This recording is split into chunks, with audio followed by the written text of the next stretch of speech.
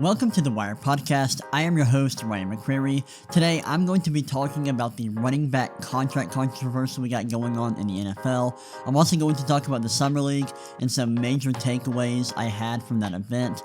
And then lastly, I'm going to talk about the Atlanta Braves, who are absolutely dominating Major League Baseball at the moment. That's what we have on tap for today's episode. I hope you all enjoy, and let's get into it.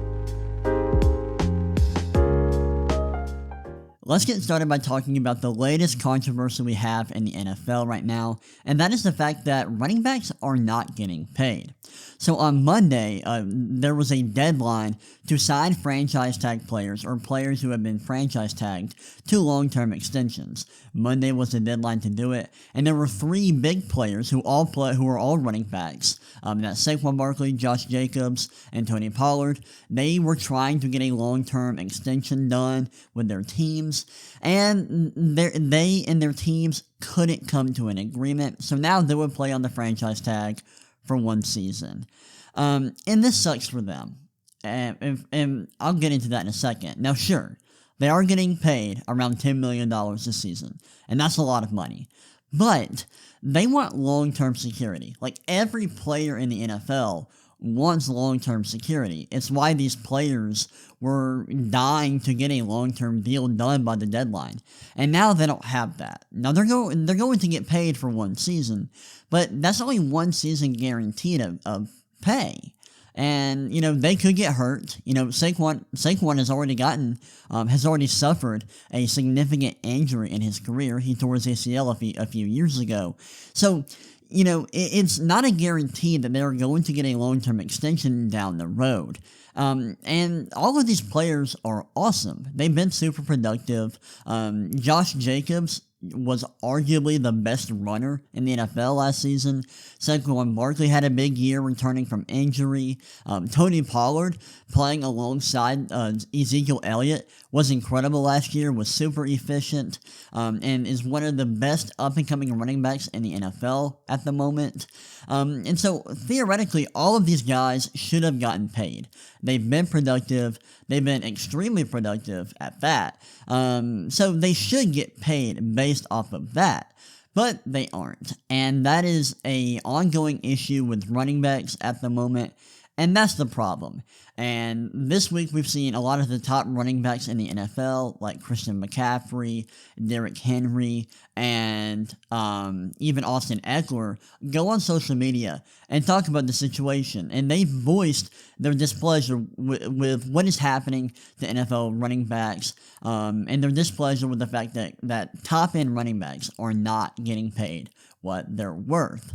And this is, like I said earlier, this is becoming more common, and I think the major issue is that it's happening for the elite guys at the position. I mean, it would suck, even if it was just happening to guys who were, average at the position, but no, this is a problem for even the best players at the position.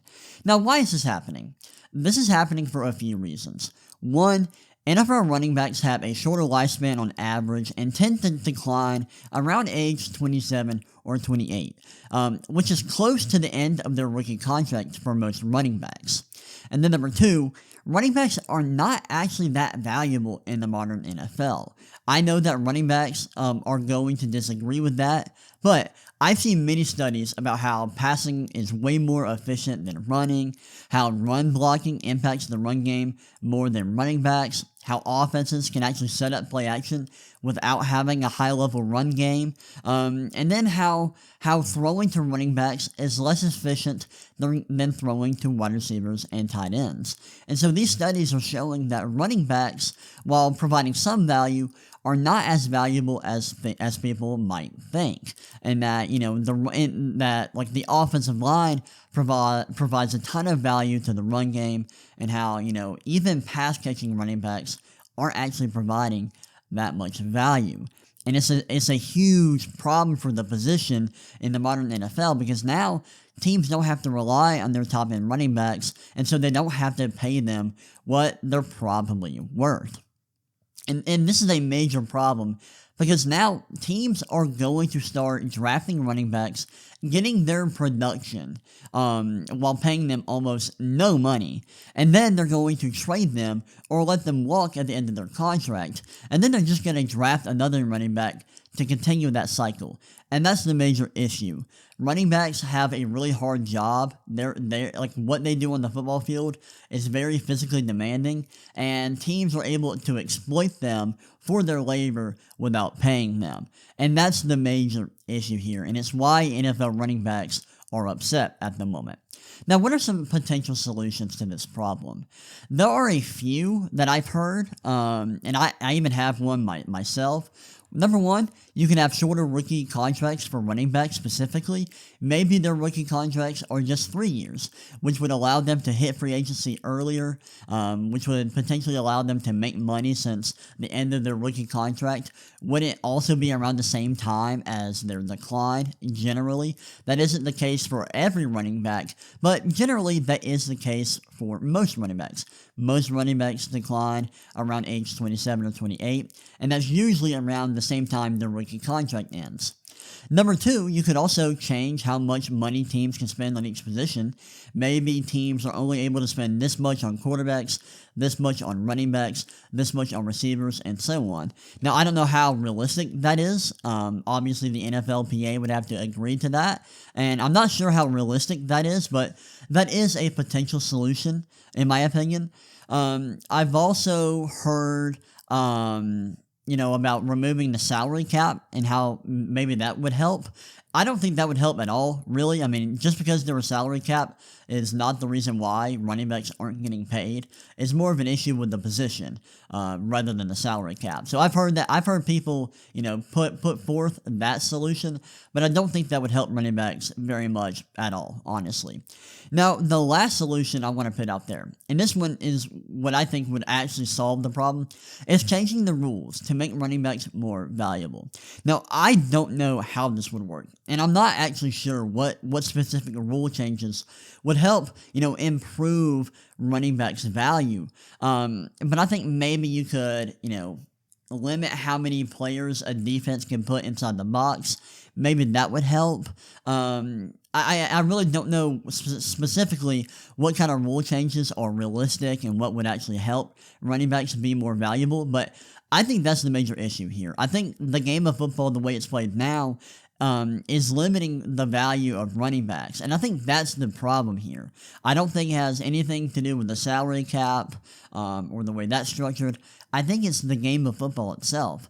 Right now, in my opinion, running backs just simply aren't that valuable.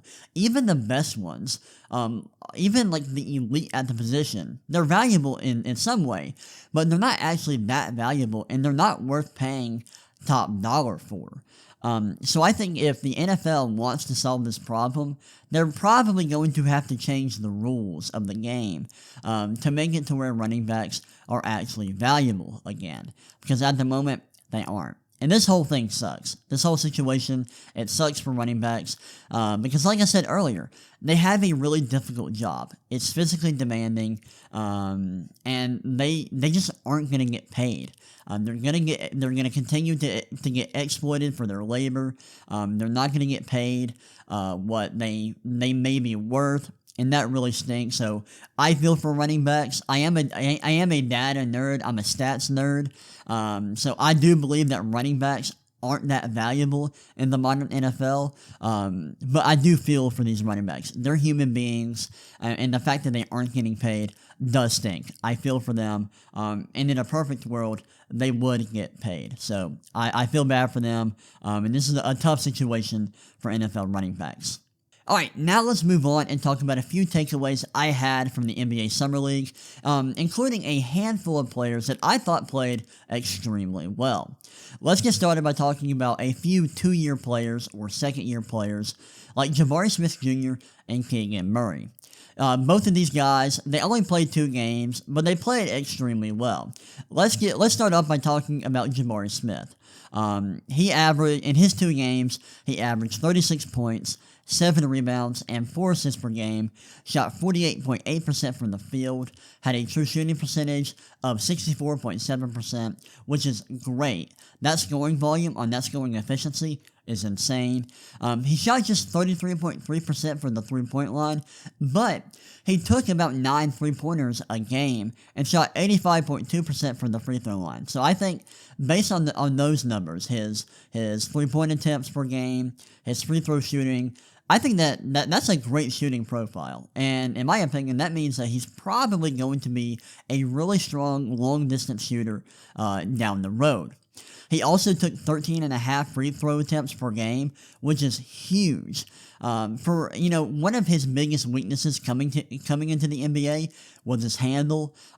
He didn't really have a great handle, and that affected his ability to get to the rim, to get to the free throw line. And in the summer league this year, we saw him get to the free throw line a lot, which is huge. That's going to improve his efficiency, and if he's able to get to the rim more, that's going to be huge for his game moving forward. It's going to make him a better scorer, and overall, it's going to make him a more efficient offensive player. Let's look at some more stats for him. He ranked second in the entire summer league in PER, which is a catch-all metric that uses box score data to measure a player's productivity on a per-minute basis. It's not perfect, but we don't have a lot of data for the summer league, and we don't have a lot of catch-all metrics. So this is one of the better metrics we have available to kind of encapsulate a player's productivity on a per-minute basis. And he ranked second in this stat for the entire summer league, or for all players that play in the summer league. So that's awesome. But yeah, I thought Jabari Smith was awesome in his 2 games. I will say, when looking at summer league performance, you do have to take it with a grain of salt because it's fringe NBA level competition.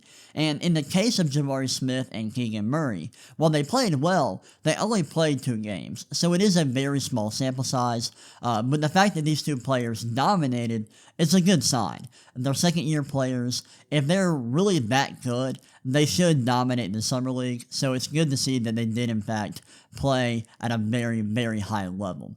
Back to Jabari Smith, like I said at the beginning, elite scoring productivity. He also showed improvement in terms of his passing production. He averaged 4 assists per game and had around a 20% assist rate, which is awesome. That's really good. He also had a good shooting profile. Didn't shoot super well from 3, but took a lot of attempts on a per-game basis, and also shot really well from the free throw line. And then the free throw generation was just incredible, and that's huge. If he's gonna continue to get to the rim and generate free throws at a high level, I think that is gonna be huge for his development. So it was awesome to see Jabari Smith play super well. Didn't have a great rookie season, but came out, played in the summer league as a second-year player, and dominated. That's what you want to see, so shout out to him. He was awesome. Next up, I'm going to talk about Keegan Murray. Like I said earlier, he played 2 games, averaged around 35 points, 3 rebounds, and half assists per game. Shot 51.4% from the field, had a true shooting percentage of 72.3%, which is absolutely ridiculous. He also shot 45% from the three-point line, averaged 10 three-point attempts per game, and shot 88.5% from the free throw line, which is awesome. And like Jabari Smith Jr., he generated free throws at a remarkable rate. He averaged 13 free throw attempts per game, which is incredible. But yeah, I was very impressed by Keegan Murray. Thought he looked good. Only played 2 games and wasn't super productive all around like Jabari Smith was, but the scoring was super impressive. And I thought it was very clear that he was way too good to be playing in the summer league. I was very impressed with his performance, especially in game 2. And let me pull up his game log real quick from the summer league, because in his second game, he played extremely well. If I can pull this up, yes, I can. Let's look at his Summer League game logs. So this year, in his second game versus the Kings, he had 41 points and shot 55% from the field and 54.5% from 3 on 11 three-point attempts. So in that game, he was awesome, and he had a scoring outburst. But yeah, Keegan Murray was great in his 2 games, and it was very clear that he didn't need to be playing. It was no use. He is way too good for Summer League. So shout out to Keegan Murray and Jabari Smith. They were 2 second-year players that stood out to me that I thought played extremely well. Now let's talk about a few rookies who I thought played well. Starting off with Keyonte George. So Keyonte George played 6 games, played for the entire Summer League, averaged around 19 points, 4 rebounds, and 5 assists per game. Also averaged just 1.8 turnovers per game. Shot 45.7% from the field. Had a true shooting percentage of 60%. Shot 38.6% from 3 on 7.3 attempts per game, which is really good. Him shooting that well from 3 on that volume is awesome to see. And he shot 75% from the free throw line, which isn't great, but it's good. And I think that's a pretty good shot profile for a guy his age. He's only I think 19 years old at the moment, so that's awesome to see. I thought he was way better in the Summer League than he was at Baylor. And it is only 6 games, but he looked more athletic. The decision making was a lot better. His ball handling was better. He shot better from inside the arc. And overall, he was just very productive. Like his passing production was better. The scoring volume and efficiency combination was great. And if this continues, if he's able to replicate this kind of production in the NBA at some point, he's going to be an awesome player. Like, he looks like a future star right now. I was a bit lower on him prior to the draft. I had him ranked 20th on my big board. So I thought he was a solid prospect, but there were a few warts in his profile that I didn't love, and he improved on those in the Summer League. Now, time will tell if that's legitimate, if his improvement is real, and if that's going to continue. But I thought he was incredible in the Summer League. He's like the one rookie that I looked at and was like, wow, like I think I was wrong about him. He looked awesome in the Summer League, and I can't wait to see how he plays in the NBA and how his development plays out moving forward. Let's close out this section of the podcast talking about Cam Whitmore, who had a solid Summer League, ended up winning the Summer League MVP. Now, I'm not sure that he was that good, but that's awesome to see a young player at just 18 years old. He might be 19 years old at the moment, but seeing a young player like that win the Summer League MVP is super cool. And he played fairly well, averaged 19 points, 5 rebounds, and 2 assists per game. Also averaged 2.5 steals, which is awesome. He shot 44.7% from the field, 28.6% from 3 on 8.2 3-point attempts per game, and shot 62.5% from the free throw line. He was pretty productive in the Summer League. I will say I wasn't that impressed by his efficiency, and I thought his shooting profile was okay, not great, and doesn't give me a lot of confidence in his jump shot. That was one thing I was worried about with him heading into the NBA. Is why I was a little bit lower on Whitmore than most people. And he had a true shooting percentage of 52.7%, which is not great. And his free throw shooting was below 70%, below 65%. It's pretty low, and although he was attempting a lot of threes, which is great to see from a young player, he wasn't hitting them at a high clip, and I just didn't think that his free throw percentage was good enough to be confident that he's going to be a great 3-point shooter at the next level. And that stinks for a guy who's going to be playing off the ball. Now, maybe his interior scoring is good enough for him to be a great scorer at the next level. I don't know. And so I'm just not confident in Cam Whitmore being a star at the next level. He can be a good role player, but I don't see him becoming a star in the NBA. But yeah, his Summer League performance was interesting. I thought the scoring volume was great to see. It was great to see him attempting so many threes on a per-game basis. And his defensive activity was great. He had a steal rate of 3.5% and a block rate of 1.3%, which is great. And his PER was 18.1, which is above average. It's not, anything spectacular, but it is good to see him have an above average PER. So yeah, those were a few rookies I thought played really well in the Summer League. Actually, I'm forgetting one player. I just had a brain fart. There was another guy I wanted to talk about, and that's Leonard Miller. So we'll wrap up the rookies in the Summer League by talking about Leonard Miller, who played 5 games in the Summer League, played a lot this summer, and was pretty productive, averaging 15 points, 8 rebounds, and 2 assists per game, shot 44.6% from the field, had a true shooting percentage of 54.1%, also shot 36.8% from 3, averaged 3.8 three-point attempts per game, and shot 85.7% from the free throw line. Him shooting that well from the free throw line is awesome to see.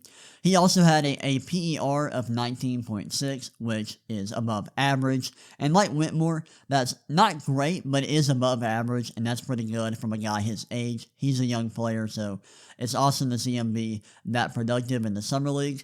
And he was really productive as a rebounder.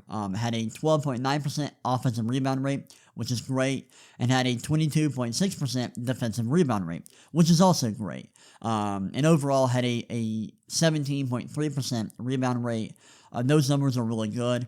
And he was ultra productive as a defender in terms of his defensive activity.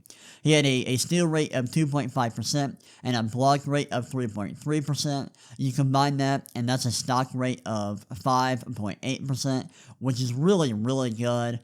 Overall, I thought Leonard Miller's production was really good. His rebounding rates were great.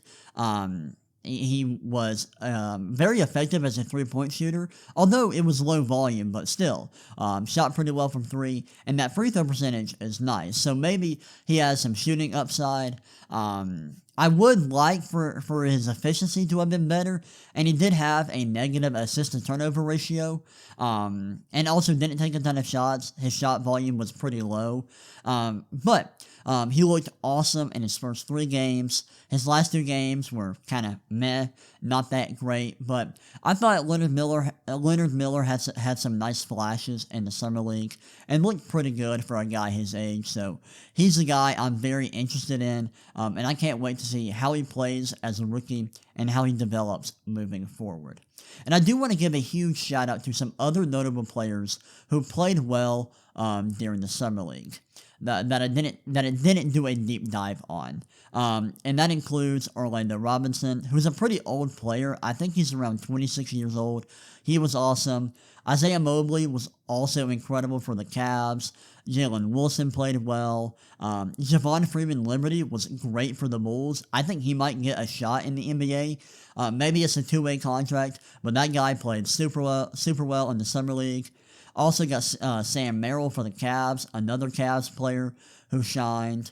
Hunter Tyson, a rookie for the Nuggets, played out of his mind during the Summer League. He was awesome.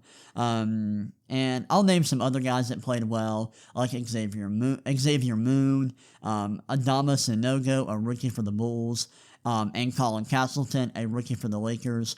Those were just another handful of guys that I thought played really well in the Summer League and deserved a shutout. I didn't do a deep dive on them, but I thought they played well enough to deserve a shout out, and hopefully they get a chance in the NBA because all of those guys played really well in the Summer League.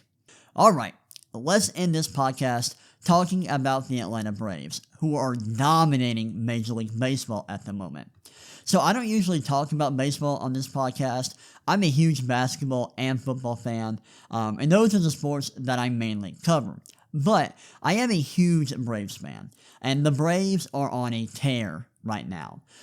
So far this season, they have a 61-32 record, and it's funny that I'm talking about them right now because right now they are on a 3-game losing streak, but in the last 30 games, let me pull up their record for the last 30 games. So in the last 30 games, they are 22-8, which is absolutely incredible. That record over that time span is just nuts, and they've been awesome as a team. They lead the league in wins and winning percentage, and they rank second in run differential and SRS. And SRS is essentially run differential adjusted for strength of schedule. And they rank second in those 2 metrics behind the Texas Rangers, who have been awesome this season. And the Braves have been just unbelievable in terms of hitting. They're second in runs per game with 5.67. They're first in home runs at 176. They're second in batting average at 270, second in on-base percentage at 340, and first in slugging percentage at 492. And they're also first in OPS and OPS plus. They have an OPS of 831 and an OPS plus of 119.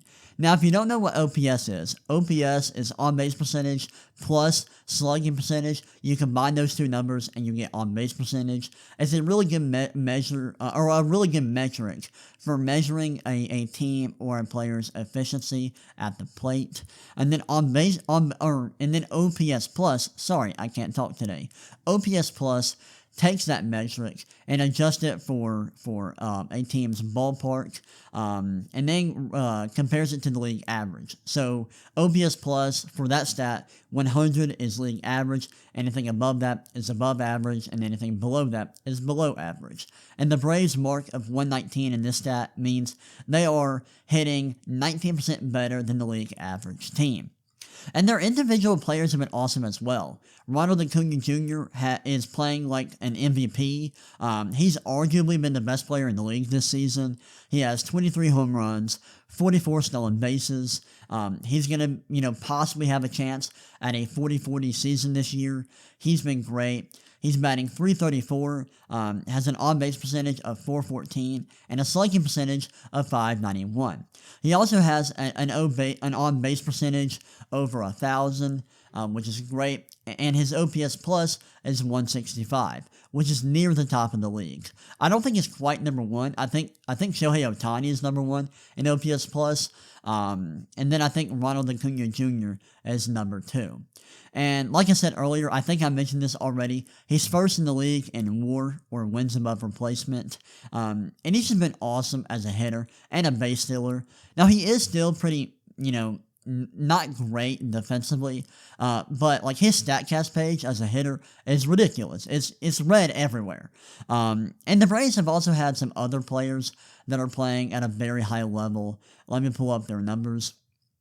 Like almost all of their hitters are hitting at a level that's above league average.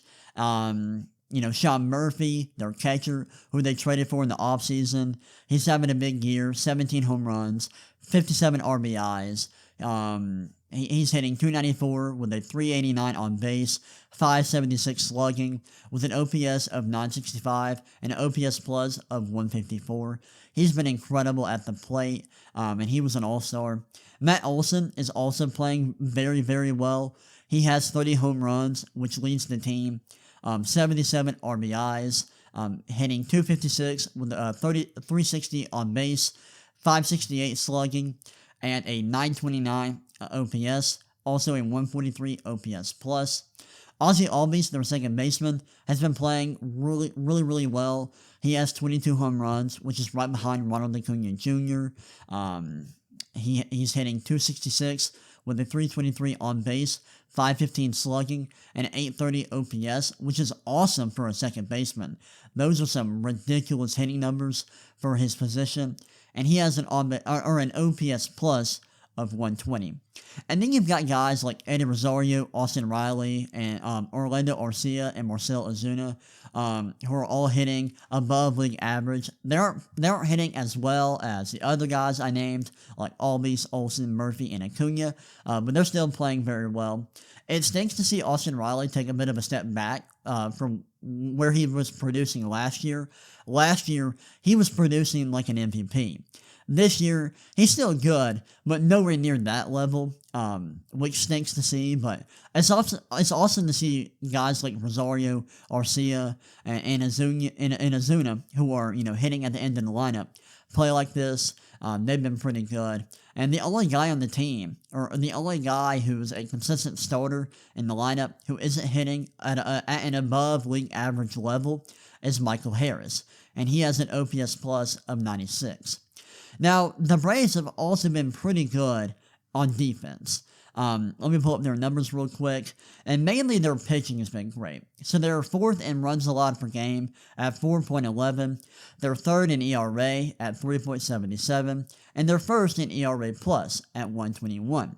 So ERA, it kind of operates like OPS plus. It's an adjusted version of ERA, which adjusts for a team's ballpark, and it compares it to the league average. So 100 is league average, anything above that is above league average, and anything below that is below league average.